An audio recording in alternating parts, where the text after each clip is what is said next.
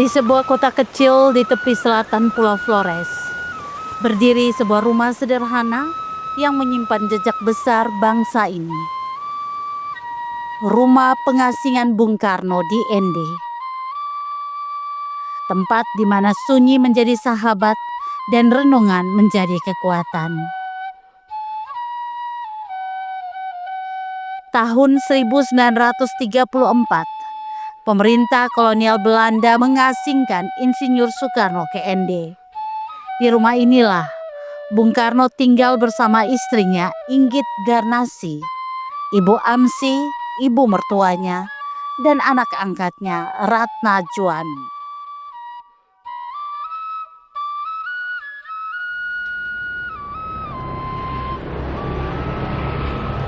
Ini adalah rumah pengasingan Bung Karno yang pernah diasingkan oleh pemerintah kolonial Belanda bersama keluarga selama 4 tahun. Bung Karno diasingkan di ND dari tanggal 14 Januari 1934 sampai dengan 18 Oktober 1938. Mari kita telusuri rumah pengasingan Bung Karno yang ada di dalam ruangan-ruangan.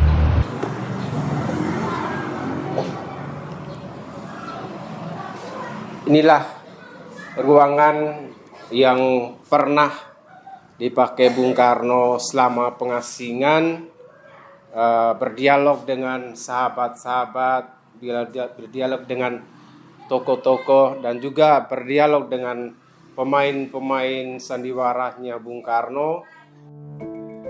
Memasuki ruang depan, kita seolah melangkah ke masa lalu. Di sini masih tersimpan rapi benda-benda peninggalan Bung Karno.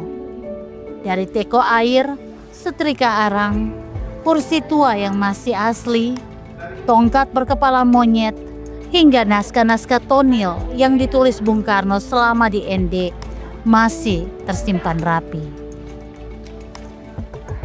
Ada juga naskah-naskah drama yang dikarang oleh Bung Karno dan juga yang pernah dimainkan oleh murid-murid Bung Karno yang dipentaskan di Gedung Immaculata.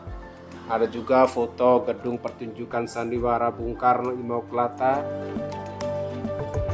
Di ruang ini, Bung Karno sering berbincang dengan warga ND tentang perjuangan kemerdekaan dan cita-cita besar bangsa.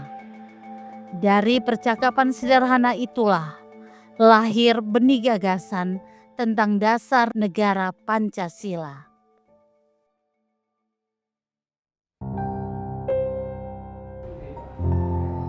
Malam-malam di ND menjadi waktu refleksi bagi Bung Karno.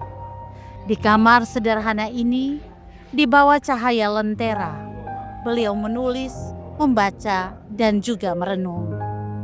Dan di sebelah kanan ruang tamunya Bung Karno ada ruang tidur atau ruang istirahatnya Bung Karno bersama istrinya Ibu Inggit Garnasi. Ada ranjang tempat tidur Bung Karno, gantungan baju, dan juga ada lemari yang pernah dipakai Bung Karno bersama istrinya selama pengasingan di ND. Dari ruang sunyi inilah Bung Karno memetik hikmah yang kelak menjadi dasar pemikiran Pancasila. Di belakang rumah ini ada sumur tua yang digali sendiri oleh Bung Karno bersama sahabat-sahabatnya. Airnya masih jernih hingga kini, menjadi simbol semangat yang tak pernah kering. Dan juga ada sumur tua yang pernah dipakai Bung Karno selama pengasingan. Beliau menggunakan bersama keluarga, bersama masyarakat sekitarnya. Nah, sumur ini sampai sekarang bisa digunakan untuk kalangan-kalangan masyarakat, para pengunjung yang berdatang berkunjung ke rumah pengasingan Bung Karno. Sumur inilah.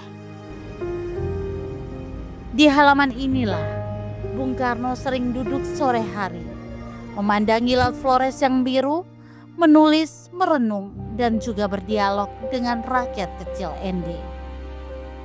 ND adalah pengasingan bagi tubuh Insinyur Soekarno. Tapi disinilah jiwanya menemukan kebebasan.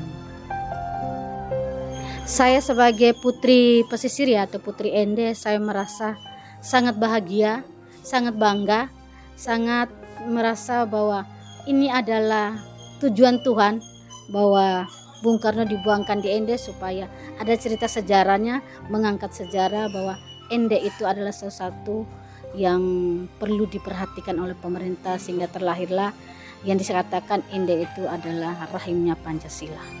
Rumah ini bukan sekedar saksi sejarah, tetapi sumber inspirasi yang terus hidup.